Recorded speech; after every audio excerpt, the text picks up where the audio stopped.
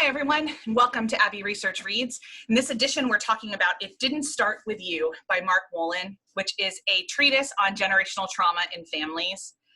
I am only halfway through this, and it is how desperate I think everyone needs to read it that I wanted to wreck it as soon as possible.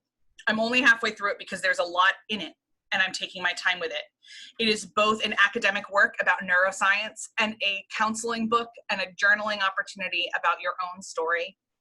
Mark really goes to lay the work to help us to understand that trauma, as it literally rewrites some of our DNA, is passed down from generation to generation. And there are elements in our lives as one generation that perhaps is still being shaped by actions in another generation that we didn't know about.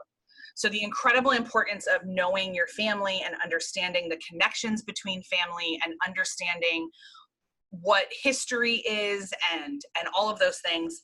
We as Americans tend to be much more, every generation is its own, it's brand new, we can, cowboy our way through this. And a lot of other countries or cultures are much better about interconnectivity between generations.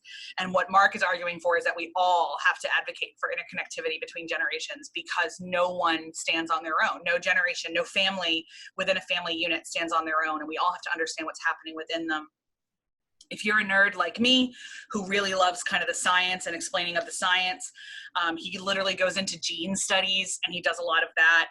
If you're somebody that is much more about understanding languages and beliefs and core self, he does that as well. It is not an expensive little book. It is a little book, though, that you'll probably take your time with, and I really recommend it. Again, It Doesn't Start With You by Mark Wolynn. Highly recommended when we're talking about emotional intelligence and generational trauma and conflict resolution and all of the other things that we talk about here at Abbey Research Reads. Dr. Aaron and I are going to be referring to this one quite a bit. So that's it for this edition. See you next time.